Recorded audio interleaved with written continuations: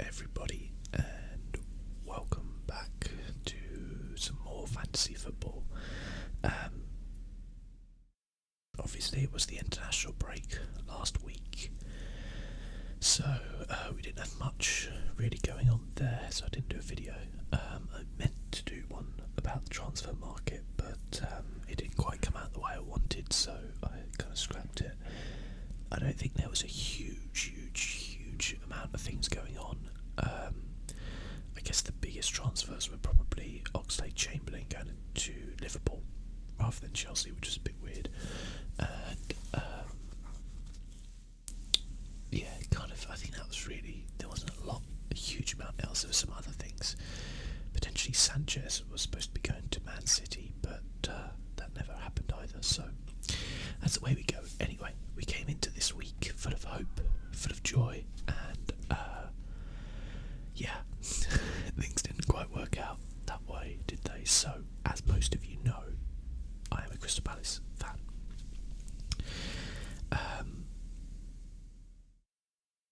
Crystal Palace have broken 2 records in the last week, which is fantastic, right? Yeah, well, only the first record is the worst start to a Premier League season. 4 losses, no goals scored. And the second one is the shortest reign of a Premier League manager. 4 games.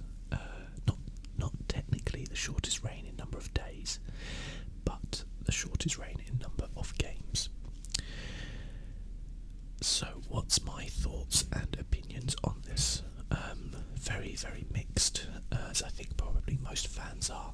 I think I spoke about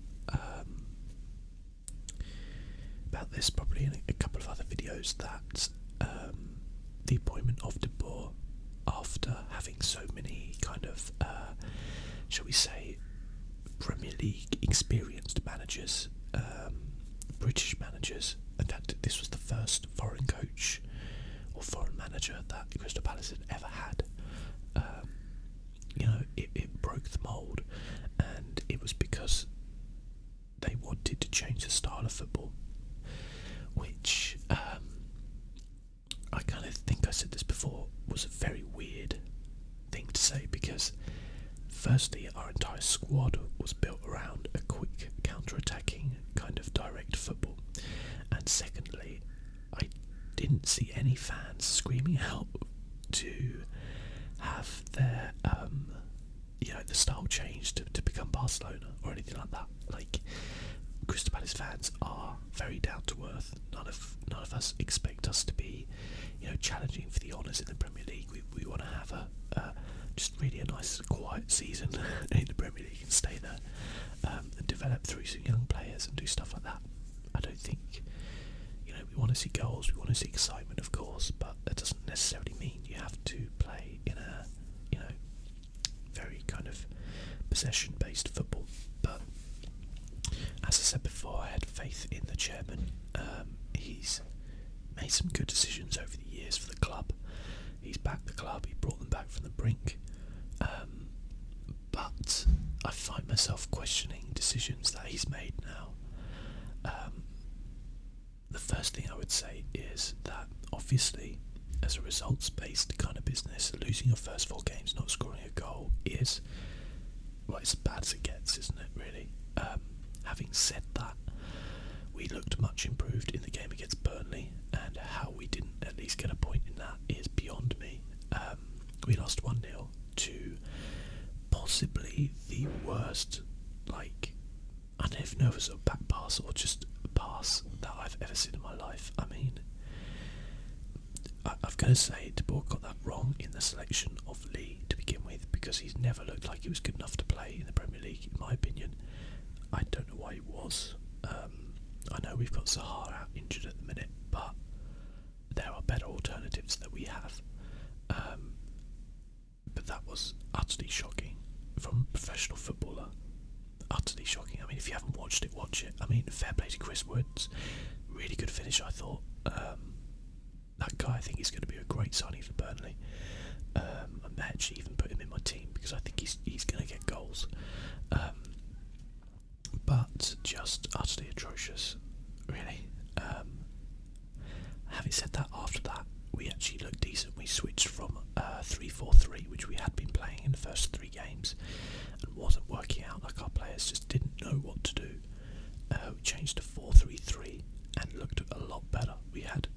possession, we had loads of shots, even quite a few on target. We just couldn't score. And I actually came out of that game and thought, well, I expect De Boer to be fired, but that would actually kind of be a shame because I'd actually like to see where he's going with this. Now, shortly after that, obviously, De Boer got fired. Very, very strange, I think, that you would fire a manager who you've brought in to change the style of play after 4 games. And this is where I kind of question the chairman, because I don't feel like he was ever really convinced in the first place, which I just find really strange, because then why appoint him? Why not go for someone like Marco Silva, who's doing a good job at Watford? Yeah, I find it really, really strange. I feel like De Boer got a little bit hung out to dry because he was not backed in the transfer market. If you're going to fundamentally change the style of a football team, you have to be backed in the transfer market. Who did we buy? Okay, we brought Rewald, the young Dutch defender.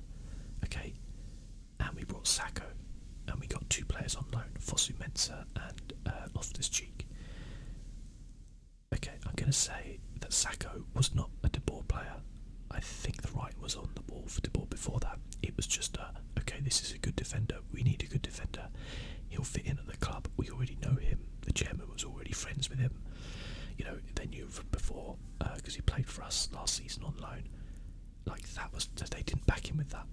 I refuse to believe that is backing a manager in the transfer market, because he wasn't brought for De Boer. So instead, what you have is you've spent about, I think we got Reward for about 7 million, and then 2 loan signings of young players, albeit very good players, but young players. How is that backing any new manager who wants to change the style of play and you want to usher in this new style, this new era for the club, and you're going to spend 7 million quid to do it in the current transfer market? It's a joke. It is a joke. So I think De Boer was destined to fail from day one, really. So as I said, I question the chairman now for those decisions, because I don't think he was ever convinced by De Boer as a manager, and yeah, I think he never backed him because of that. And yeah, I think it's shocking. I do. I'm not saying the chairman needs to go or anything like that. He's done a lot for the club and he deserves another chance. But as much as I think maybe Frank De Boer is to blame, the chairman probably has to take more of the blame there. Now, the other thing I would say is that, from another point of view, I don't know what went on at the club or what happened or where it happened, but to sack somebody after 4 games, especially after we've seen a good improvement, since then, is very fast. And I think there must have been more to it than just the games that happened. There must have been some bust up, or there must have been a lack of confidence from the players. People are kind of saying that, but they always say that when a manager leaves. But I kind of do believe that is what happened, because I think if you were, other managers like Eddie Howe at Bournemouth, for example, has had a bad start as well, and there's no rumours of him being sacked at Bournemouth, is there? Okay, I know he's been there a long time and everything like that, but I think he's got a lot of goodwill at the club. He comes across as a very personable person, and I think the players like him. And I think De Boer, a lot of people say he can come across as quite arrogant, and that can rub people up the wrong way. And maybe some of the players were not happy with him. And when that happens, and you're losing, ask Mourinho, it's only a matter of time, So yeah, it's bad.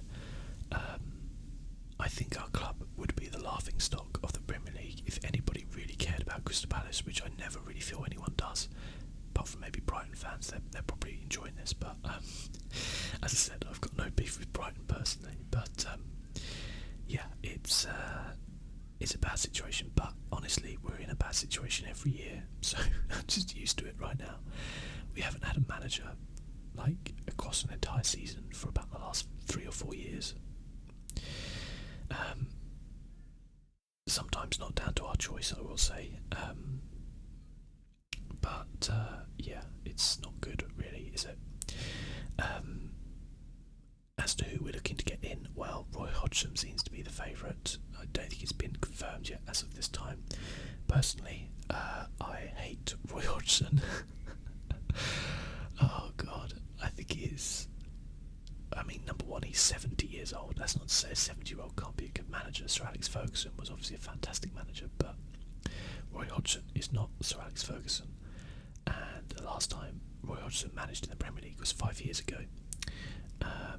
And the last time Roy Hodgson managed was when England got beat by Iceland.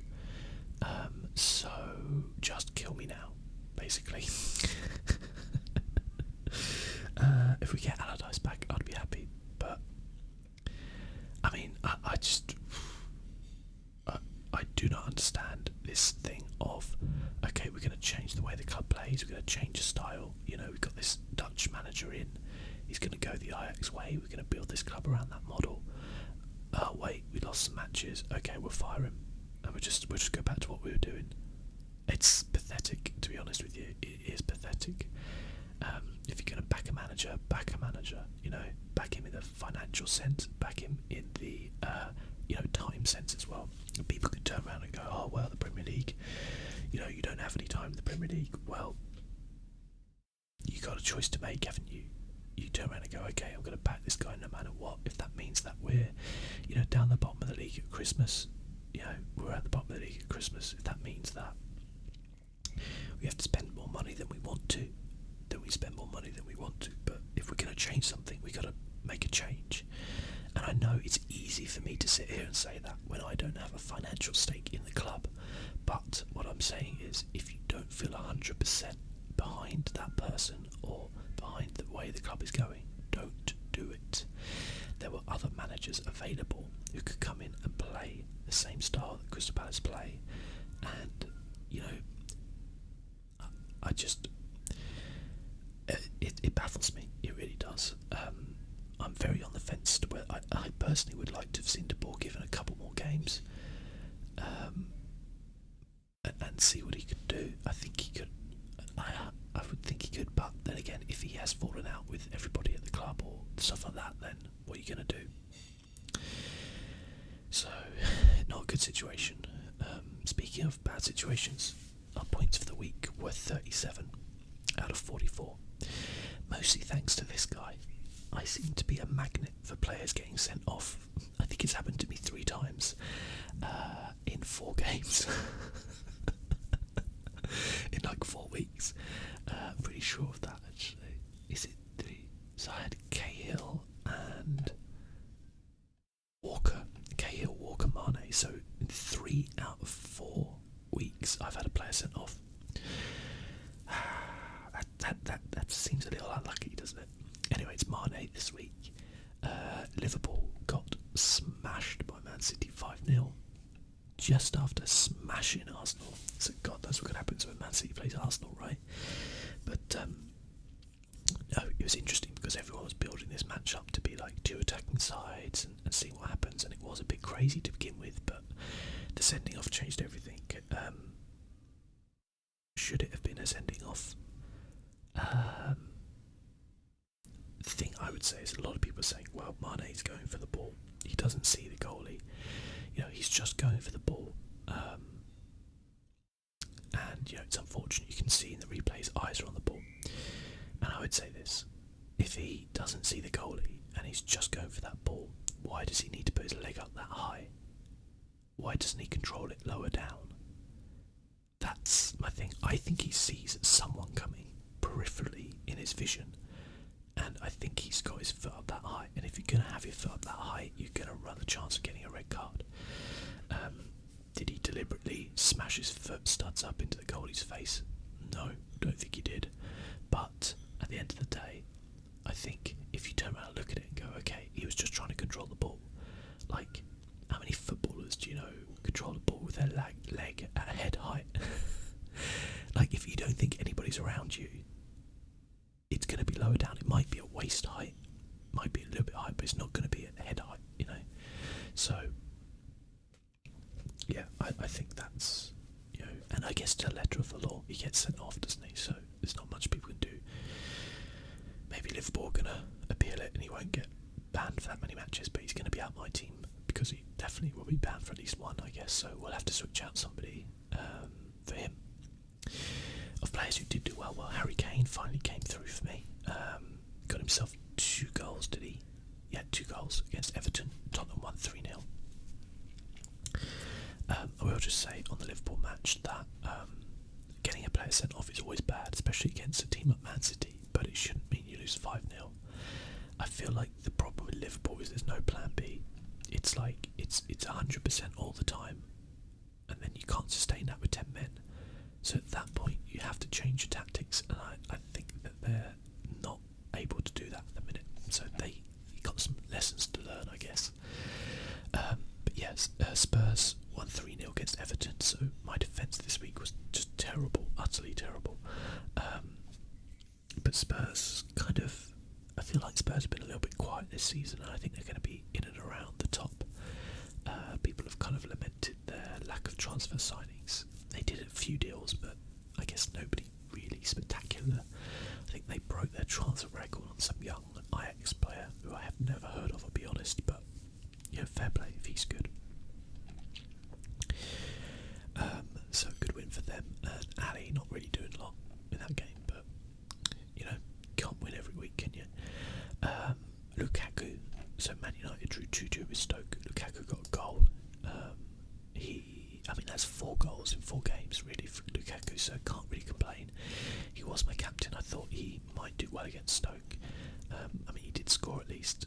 The unfortunate thing is that De Gea let in 2 goals, and obviously as a defender, Bally conceded 2 after 3 clean sheets, but I'm not going to drop them immediately or anything like that. It's just one of those things, really. Good result for Stoke. Mourinho, obviously, like he just sucked a lemon after that match. I've never seen somebody want to win so much as that guy. Like, no one could ever doubt his competitiveness ever. I mean, Jesus, what he must be like playing FIFA would just be insane. It'd be a rage quit immediately. And Chalobah still, he's cheap and he's actually picking me up points each week, to be fair. So he's just solid there, not really doing anything spectacular. These 2 I might change out. We'll see who Southampton are playing in a minute, but Southampton not really doing much this season, are they? They just feel very tepid, I would say the word is. At the minute, they might go off and do some stuff, but they just hasn't felt that much. So we'll see with that, I guess. Higazi, I didn't expect West Brom to lose 3-1 to Brighton, but fair play to Brighton there. And Higazi not obviously getting any points for that because he conceded 2 goals and he only played 56 minutes. So pretty terrible result for me. Again, this puts me really down on the rankings. God. But there we go. I guess now going through the games, which I didn't mention, we got Arsenal winning 3-0 against Bournemouth. Again, Bournemouth having a really poor start to the season. Arsenal looking a little bit more Arsenal-y. Like I said, I think scoring it well, but getting 2. So I don't know. Maybe they're going to turn a corner. I don't really feel. I feel like Arsenal are the typical side of do very well against the lower half of the table and do awful against the top half of the table. So we'll see at the end of the day. They won't have Champions League to worry about this season. I wouldn't imagine they're going to go, or maybe they will go full pelt on the Europa League. Try and do it Man United and qualify for it like that. But I guess we'll see. So Brighton obviously doing well against West Brom. Chelsea winning against Leicester. That's a big win, actually. I think Leicester have started the season poorly, but I think they've had some tough games so far. So I'd imagine they're going to get a bit better. I don't think they're going to be down in the relegation zone or anything like that, but you never know, I guess. And Chelsea, I think, just doing enough to kind of get by. Morata. I still say Morata's a brilliant signing for them. I think he's a really good player. That they need to sort out that Costa situation sooner rather than later. Watford winning again. I said about Watford is Marco Silva doing a good job. I had my doubts about him. I have said before that I think he was overhyped last season because at the end of the day Hull still got relegated. But fair play. I hope he proves me wrong. Burnley beat Crystal Palace. Swansea lost away to Newcastle. That's a pretty bad result for Swansea, but a great result for Newcastle. Benitez missed that game through illness. Apparently he had surgery on a hernia. There's lots of rumours that Benitez is going to be leaving because he's unhappy with the backing in the transfer market, but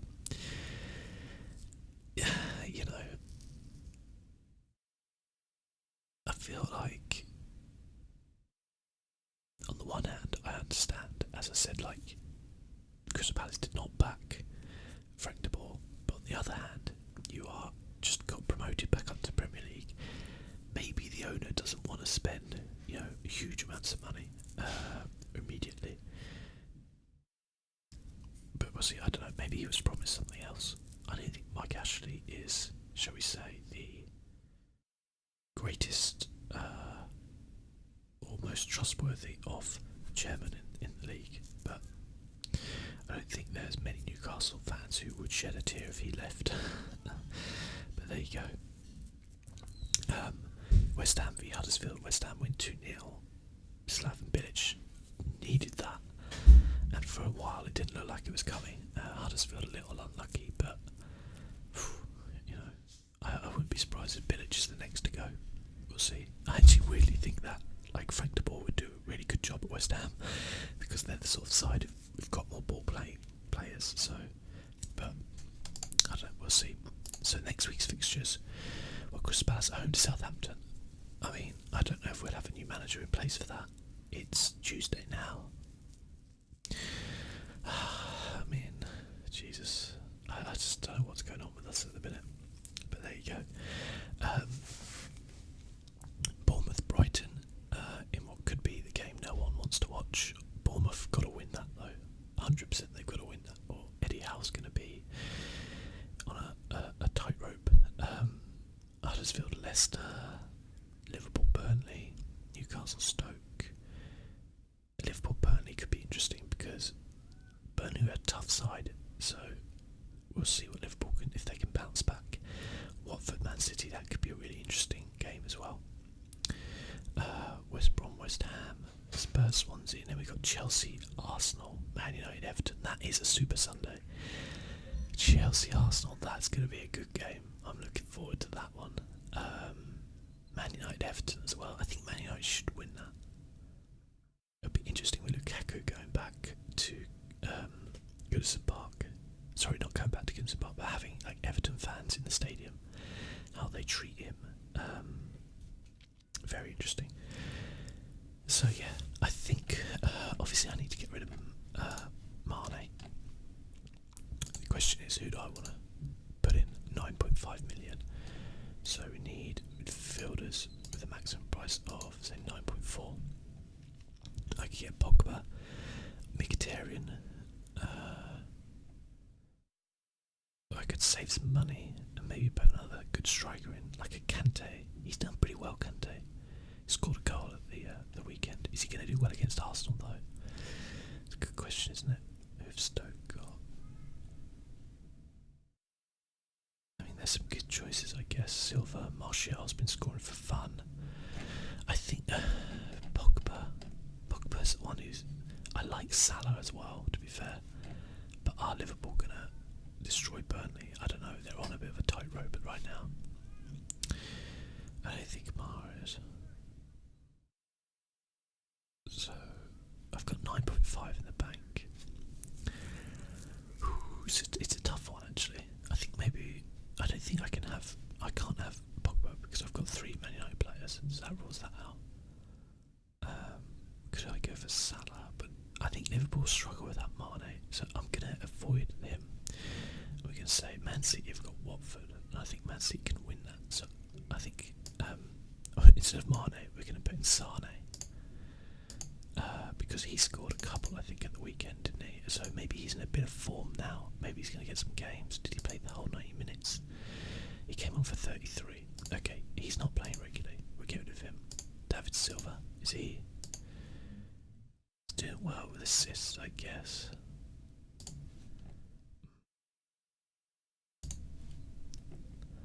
Now I'm thinking about who's been the star. Okay, for West Ham did well, but I mean, I don't think West Ham are going to get anything out of that game. I was thinking maybe Hesse for Stoke. It's a tough one, actually. It is a tough one.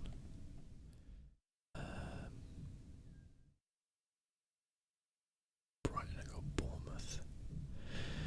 I think maybe we'll play it safe. We're putting Kante.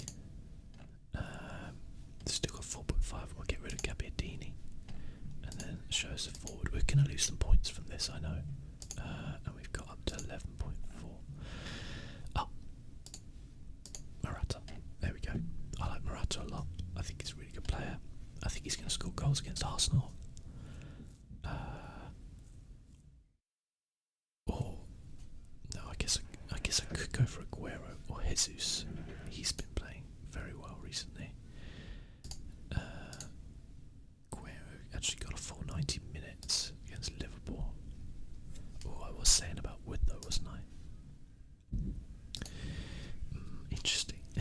Interesting. I think that's a good lineup up front. So actually, we won't lose any points from that, so that's good. Oh no, yeah, no, we won't. Okay, good. Okay, then the next question is, who would we want to put as captain? So Swansea at home for Tottenham. So I think I'm gonna move it to Kane. No, wait. Make captain. There we go. I think that's a Harry Kane sort of area to score goals there. So we'll move it to him, I think. And other than that, I think I'm okay. I mean, maybe I'll switch out Chalobah with Fosu Mensah and hope that Crystal Palace can get a result against Southampton. We'll see, because I think Watford are going to come undone against City, but I guess we'll see. To be fair, I haven't got any City players in, so there we go. Okay, thanks for watching as always, guys. Let me know how you're doing. I'm always interested.